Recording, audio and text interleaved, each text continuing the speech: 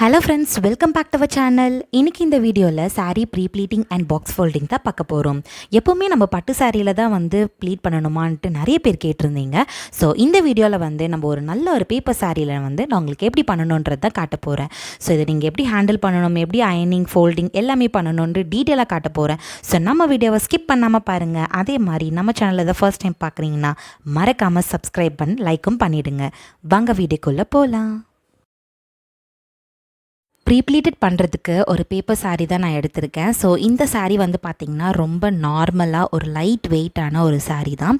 So நிறைய பேர் பட்டு சாரியில் தான் பண்ண முடியுமா, மற்ற சாரீஸ்லாம் பண்ண வேண்டாமான்னு கேட்குறீங்க. ஸோ அதுக்காக தான் இந்த வீடியோ ஸ்கிப் பண்ணாமல் பார்த்தீங்கன்னா உங்களுக்கு இன்னும் நல்லா டீட்டெயில்டாக புரியும். இப்போ நான் இந்த சாரீ பார்த்திங்கன்னா நம்ம யூஸ்வலாக வெளியில் கட்டிட்டு போகிற சாரீ தான். ஸோ இது எந்த ஒரு பட்டு சாரியோ அந்த மாதிரிலாம் எதுவுமே கிடையாது. ரொம்ப லைட் வெயிட்டான ஒரு பேப்பர் சாரீ தான். ஸோ நம்ம ஒரு டெய்லி வேருக்கு இந்த மாதிரி யூஸ் பண்ணுற சாரீ தான். இந்த சாரீ பார்த்திங்கன்னா காஸ்ட்டும் ரொம்ப கம்மி. நார்மலாக நம்ம பை பண்ணுறது இது ரொம்ப டிரான்ஸ்பரண்ட்டாக இருக்கும். நிறைய பேர் இந்த மாதிரி காட்டன் சாரீஸ், பேப்பர் சாரீஸ்லாம் ப்ளீட் வைக்கிறது கஷ்டமாக இருக்கும் இல்லையா.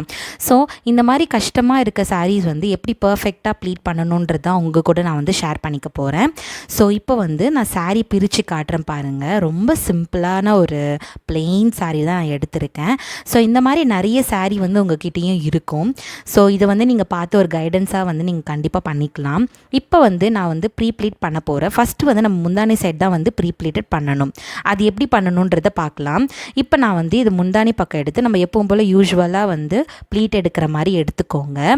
ஸோ இதில் பார்த்திங்கன்னா நான் ப்ளீட் எடுக்கும் போது ஃபஸ்ட்டு ப்ளீட்டு என்னோடய ஷோல்டர் அளவுக்கு என்னோடய சைடு மறையிற மாதிரி ஒரு மீடியமான ஒரு லென்த் வச்சுட்டு மற்ற ப்ளீட்ஸ் எல்லாமே கொஞ்சம் சின்னதாகவே நான் மடிக்கிறேன். அப்போ தான் எனக்கு கொஞ்சம் ப்ளீட்ஸ் அதிகமாக கிடைக்குன்றதுனால நான் கொஞ்சம் கொஞ்சமாக இதை மாதிரி சின்ன சின்னதாக மடித்து அரேஞ்ச் பண்ணிக்கிறேன். ஸோ உங்களுக்கு எவ்வளோ வேணுமோ அந்த மாதிரி நீங்கள் அரேஞ்ச் பண்ணிக்கலாம். நிறைய பேர் கேட்டிருந்தீங்க இந்த மாதிரி ரொம்ப குட்டி குட்டியாக மடித்தா நம்ம உள்ளே இருக்க ப்ளவுஸ்லாம் டிரான்ஸ்பரண்ட்டாக வெளியில் தெரியாதா அப்படின்லாம் கேட்டிருந்தீங்க. ஸோ பார்த்திங்கன்னா எப்போவுமே பட்டு சாரியில் மோஸ்ட் ஆஃப் ஆல் தெரியாது. ஆனால் இந்த மாதிரி டிரான்ஸ்பரண்ட்டாக இருக்க சாரீஸ்லையுமே நீங்கள் நிறைய ப்ளீட்ஸ் வச்சு நீங்கள் கட்ட முடியும். ஸோ தட் அது டிரான்ஸ்பரண்ட்டாக தெரியாது. அது எப்படின்னு நான் உங்களுக்கு கிளியராக சொல்கிறேன். இப்போ இந்த கார்னர் நான் பின் பண்ணிட்டேன். பின் பண்ணதுக்கப்புறம் இது எப்படி நான் அரேஞ்ச் பண்ணுறேன்றதை பாருங்கள்.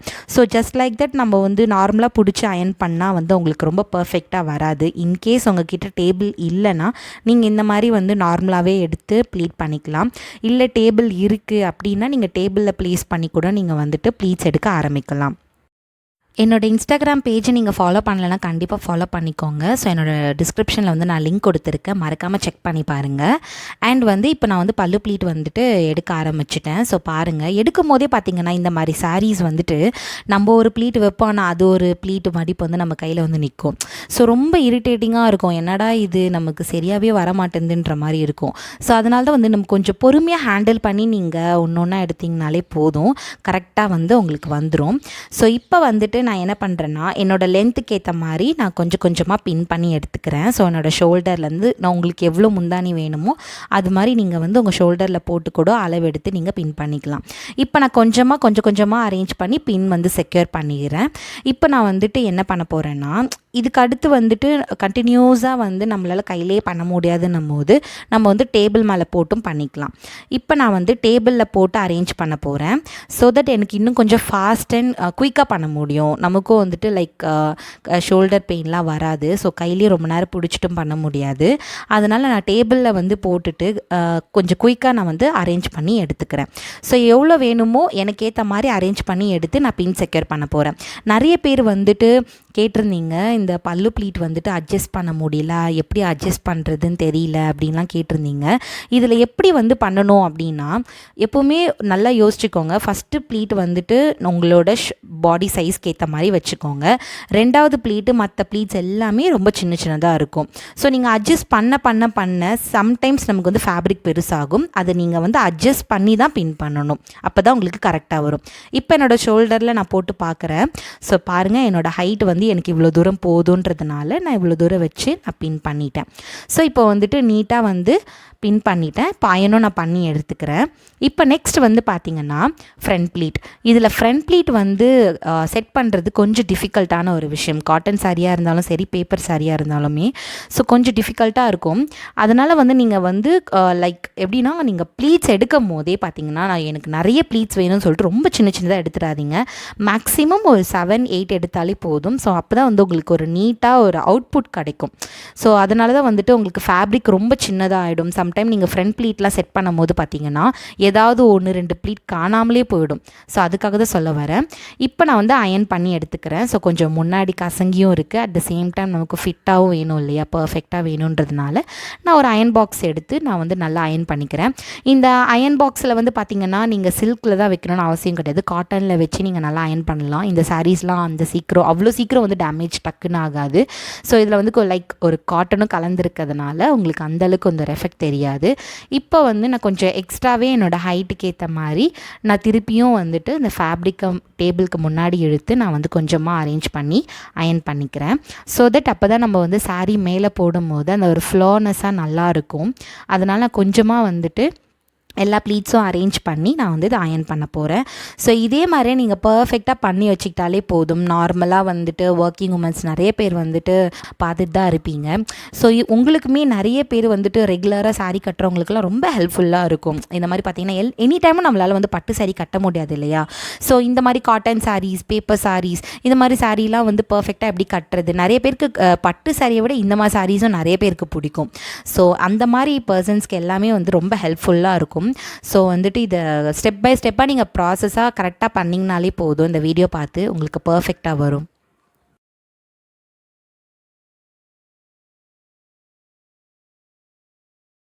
நெக்ஸ்ட் நான் என்ன பண்ண போகிறேன் அப்படின்னா, அந்த ஃப்ரண்ட் ப்ளீட் வந்து நான் அயன் பண்ணிட்டேன் இல்லையா, ஜஸ்ட் என்னோடய ஷோல்டரில் போட்டு நான் வந்து ஒரு இதை செக் பண்ணிக்கிறேன். ஸோ எவ்வளோ நல்லா நீட்டாக வந்திருக்கா அப்படின்ட்டு.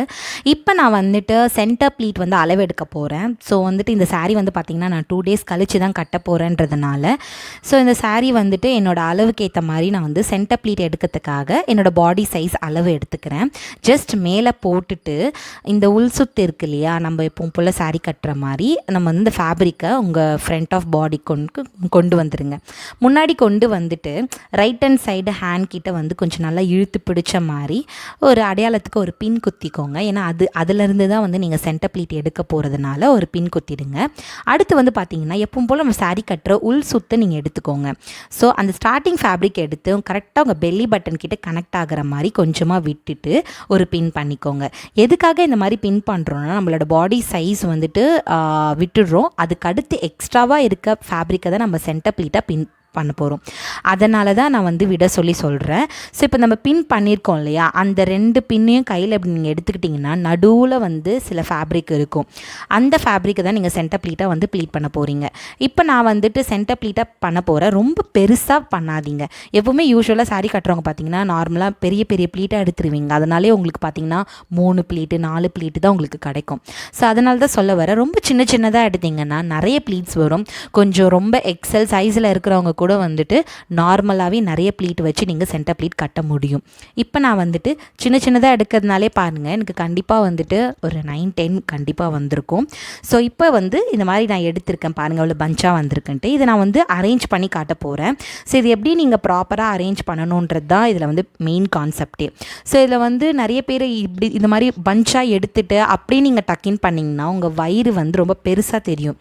ஸோ நீங்கள் வந்து டக்கின் பண்ணியிருக்கீங்க இல்லையா, அந்த கொசுவம் வந்து உள்ளே போயிட்டு ரொம்ப பெருசாக தெரியும் வயிறே.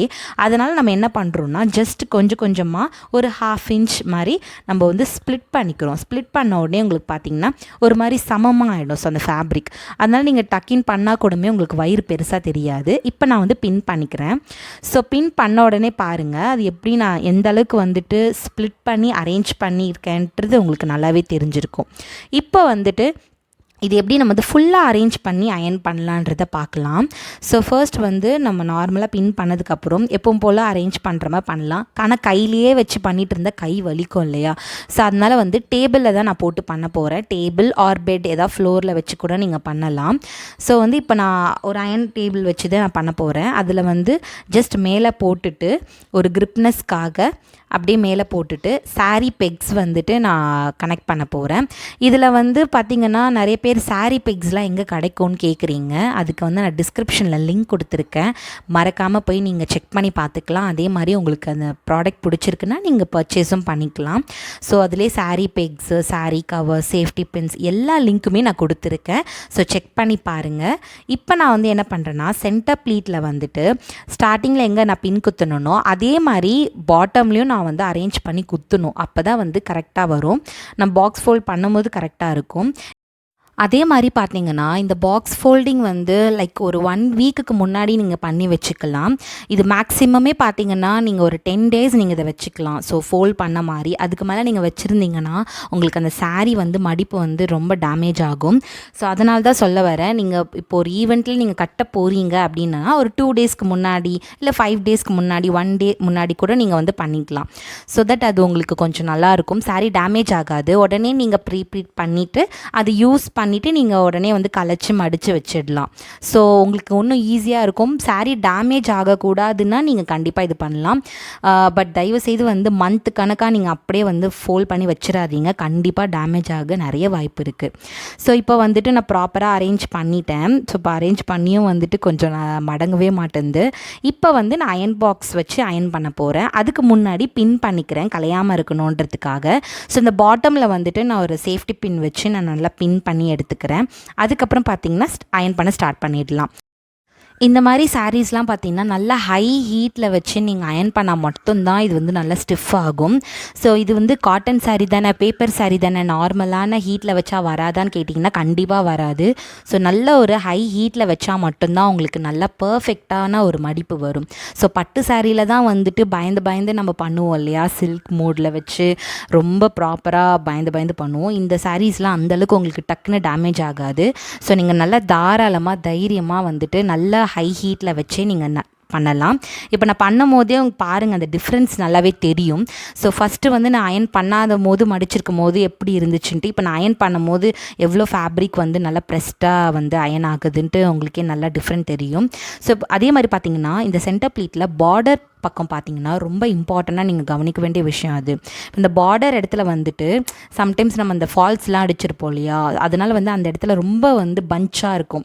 அந்த இடத்துல மட்டும் நல்லா ப்ரெஷர் போட்டு நீங்கள் அயன் பண்ணால் நல்ல ஸ்டிஃபாக வந்து உங்களுக்கு நின்றுடும். நெக்ஸ்ட் வந்து பாக்ஸ் ஃபோல்டிங். ஃபைனலி வந்து பாக்ஸ் ஃபோல்டிங் எப்படி பண்ணுறதுன்னா ஃபஸ்ட்டு சாரீ நீங்கள் திருப்பின மாதிரி போடணும். அப்போ தான் வந்து மடிப்பு வந்து கரெக்டாக வரும். ஸோ திருப்பின மாதிரி போட்டுட்டு உள் சுத்தை வந்து எடுத்து மடிக்கணும். ஸோ இப்போ உள் சுத்து வந்து கையில் எடுத்திருக்கேன் பாருங்கள். இதுதான் வந்து ஸ்டார்டிங் ஃபேப்ரிக்குன்னு சொல்லுவோம். இதை வந்துட்டு பொறுமையாக நீங்கள் எடுத்து ட்ராக் பண்ணும்போது அந்த சென்டர் ப்ளீட்டில் நின்றுடும் அந்த மடிப்பு. அப்படியே கையில் இருக்க ஃபேப்ரிக்கை கனெக்ட் பண்ணி ஜஸ்ட் 2ஆக ஃபோல்ட் பண்ணிவிடுங்க. நீட்டாக பண்ணுங்கள். எப்போவுமே பொறுமையாக நீங்கள் பண்ணும்போது அடுத்தடுத்து உங்களுக்கு வந்து கொஞ்சம் நல்ல ஒரு ப்ராக்டிஸ் ஆகிடும். அதே மாதிரி ஸ்பீடும் வந்துடும். இப்போ நான் 2ஆக ஃபோல்ட் பண்ணிட்டேன். அடுத்து பல்லு ப்ளீட் எடுத்து என்னோடய ஷோல்டரில் சப்போர்ட்டுக்கு போட்டுக்கிறேன். அப்புறம் பார்த்திங்கன்னா அந்த ஃபேப்ரிக்கை கண்டினியூஸாக எடுத்துகிட்டு வந்து டேபிளுக்கு முன்னாடி நான் ப்ளேஸ் பண்ணுறேன். ஸோ டேபிளுக்கு முன்னாடி நான் ப்ளேஸ் பண்ணேன்னா எவ்வளோ தூரம் எக்ஸ்ட்ராவாக இருக்கோ அது அவ்வளோ தூரம் வந்து டேபிளுக்கு முன்னாடி வந்து உங்களுக்கு தொங்கும். அதுக்கப்புறம் பார்த்திங்கன்னா லைக் வந்து இப்போது இந்த சாரீ பாக்ஸ் ஃபோல்டிங்க்கு நம்ம ஃப்ரண்ட் ப்ளீட்டை வந்து கொஞ்சம் வெளியில் இழுத்து விடணும். அப்போ தான் வந்துட்டு உங்களுக்கு கரெக்டான ஒரு ஷேப்பு, கரெக்டான அந்த ப்ராப்பரான ஒரு பாக்ஸ் ஃபோல்ட் வந்து நீங்கள் பண்ண முடியும் இல்லையா. அதனால் வந்து இந்த ஃப்ரண்ட் ப்ளீட்டை வந்து நான் கொஞ்சமாக வெளியில் இழுக்க போகிறேன். ஸோ எப்படி வெளியில் இழுக்கிறேன்னு பாருங்கள். அந்த பாக்ஸ் ஷேப்புக்கு கரெக்டாக இருக்கா அப்படின்றத நான் செக் பண்ணிவிட்டு கொஞ்சம் கொஞ்சமாக நான் ப்ராப்பராக மெஷர்மெண்ட் பண்ணி எடுத்துக்கிட்டே வரேன். இது ஒன்றும் பெரிய எந்த மெஷர்மெண்ட்டும் கிடையாது. அந்த பாக்ஸ் ஷேப்புக்கு கரெக்டாக வருதான்றது செக் பண்ணிக்கிறதுக்காக தான் நம்ம அதை வெளியில் இழுக்கிறோம். அதுக்கப்புறம் எக்ஸ்ட்ரா தொங்குற ஃபேப்ரிக்கை நீங்கள் வந்து ஜஸ்ட் லைக் அப்படியே மடிச்சிடலாம். கசங்கின மாதிரி இருக்குமான்னு கேட்டால் கசங்கிலாம் இருக்காது. நீங்கள் கொஞ்சம் ப்ராப்பராக வந்து அரேஞ்ச் பண்ணி மடிச்சிருங்க. இப்போ நான் ஒரு தடவை செக் பண்ணிக்கிறேன் இந்த ஃப்ரண்ட் ப்ளீட் வந்து கரெக்டாக இருக்கா அப்படின்ட்டு. ஸோ அந்த எட்ஜ் வரைக்கும் கரெக்டாக வருது. இப்போ என்னோடய ரைட் ஹேண்ட் சைடில் வந்து ஒரு பாக்ஸ் ஃபோல்ட் பண்ணுறேன். லெஃப்ட் ஹேண்ட் சைடில் 2 பாக்ஸ் ஃபோல்ட் பண்ண போகிறேன். ஸோ லெஃப்ட் ஹேண்ட் சைடில் குட்டியாக ஒன்று மடிக்கணும். ஸோ பெருசாக மடிச்சிங்கன்னா உங்களுக்கு 2ஆக மடிக்க வராது. குட்டியாக கொஞ்சம் மடிச்சுட்டு அதுக்கப்புறம் அந்த ஃபஸ்ட்டு பாக்ஸுக்கு ஈக்குவலாக நீங்கள் மேலே மடித்தாலே போதும். ஸோ எஸ், இதுதான் வந்து ஃபைனலாக ஒரு பாக்ஸ் ஃபோல்டிங். அண்ட் வந்து இந்த ஃப்ரண்ட் ப்ளீட் பார்த்தீங்கன்னா இது கம்ப்ளீட்டாக நீங்கள் பண்ணணும் இல்லையா, அந்த ஃப்ரண்ட் ப்ளீட் வந்துட்டு இந்த லாஸ்ட்டாக ஒரு பின் குத்திருப்பீங்க, ஷோல்டர் பின். அது வந்து பார்த்தீங்கன்னா கரெக்டாக அந்த பாக்ஸோட ரைட் ஹேண்ட் சைட் கார்னரில் நீங்கள் கனெக்ட் பண்ணணும். நிறைய பேர் வந்து லெஃப்ட் ஹேண்ட் சைட் தப்பாக வந்து கனெக்ட் பண்ணுறீங்க. ஆக்சுவலாக அது அப்படி கிடையாது.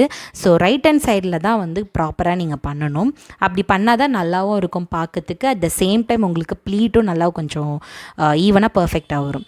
ஸோ இப்போ அப்படியே ஒரு சுற்றி எடுத்து நான் வந்துட்டு எக்ஸ்ட்ரா இருக்க அந்த பல்லு ப்ளீட் இருக்கு இல்லையா, அந்த பல்லு ப்ளீட்டை வந்துட்டு ஜஸ்ட் ஒரு 2ஆக மடித்து நான் வந்து உள்ளே சொருக போகிறேன். எப்படியும் நீங்கள் பாக்ஸ் ஃபோல்ட் பண்ணதுக்கப்புறம் உங்களுக்கு அடியில் ஒரு கேப் மாதிரி உங்களுக்கு வரும். அந்த கேப்லேயே நீங்கள் வந்துட்டு உள்ளே வந்து இன்சர்ட் பண்ணிக்கலாம்.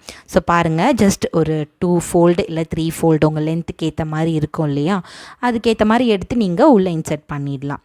ஸோ எஸ், ஃபைனலாக என்னோடய பாக்ஸ் ஃபோல்டிங் ரெடி. நிறைய பேர் வந்து பட்டு சாரியில் தான் பண்ணணுமா அதெல்லாம் கேட்டுட்டு இருந்தீங்க. எஸ், இப்போ இந்த வீடியோ பார்த்து தான் உங்களுக்கே புரிஞ்சிருக்கும் எப்பேற்பட்ட சாரினாலும் நீங்கள் பண்ண முடியும் அப்படின்றத. ஸோ இதுதான் வந்து பாருங்கள் என்னோடய ப்ளீட்ஸ்லாம் எவ்வளோ பர்ஃபெக்டாக இருக்குன்ட்டு. ஸோ என்னோடய சாரீ ரெடி ஆகிடுச்சு. நான் 2 டேஸ் கழிச்சு நான் இதை வந்து தாராளமாக 2 மினிட்ஸில் வியர் பண்ணிக்கலாம். கண்டிப்பாக வந்து நான் எப்படி இதை வியர் பண்ணணும் அப்படின்ட்டு நான் உங்களுக்கு ஒரு வீடியோ போடுறேன். ஸோ தட் நிறைய பேர் கேட்டிருந்தீங்க எப்படி அது கட்டணும் அப்படின்ட்டு. கண்டிப்பாக நான் உங்களுக்காக போடுறேன், செக் பண்ணிகிட்டே இருங்க. அதே மாதிரி நான் மேக்கப் வீடியோஸும் போட்டுட்டு தான் இருக்கேன். ஸோ நிறைய பேர் வந்து மேக்கப் ஃப்ளாலெஸ்ஸாக நல்லா இருக்குது, ஸ்கின் பேஸஸ்லாம் ஸ்கின் கேர் பற்றிலாம் கேட்டிருந்தீங்க. அதுவுமே நான் உங்களுக்காக போஸ்ட் பண்ணியிருக்கேன், மறக்காமல் செக் பண்ணி பாருங்கள். ஸோ இந்த வீடியோ உங்களுக்கு பிடிச்சிருக்குன்னா உங்கள் ஃப்ரெண்ட்ஸ்க்கும் ஷேர் பண்ணுங்கள், நீங்களும் ட்ரை பண்ணுங்கள். மறக்காமல் உங்களோட தாட்ஸை கமெண்ட் பண்ணுங்கள். அப்போ தான் உங்களுக்கு அடுத்தடுத்த வீடியோ போடுறதுக்கு எனக்கும் ஹெல்ப்ஃபுல்லாக இருக்கும். ஓகே ஃப்ரெண்ட்ஸ், ஸோ நிறையவே நீங்கள் எனக்கு வந்து சப்போர்ட் பண்ணியிருக்கீங்க. கண்டிப்பாக அடுத்தடுத்து வர வீடியோஸ் எல்லாமே நீங்கள் செக் பண்ணி பாருங்கள். மறக்காமல் சப்ஸ்கிரைப் பண்ணுங்கள், லைக் பண்ணுங்கள், ஷேர் பண்ணுங்கள். தேங்க்ஸ் ஃபார் வாட்சிங். பாய்.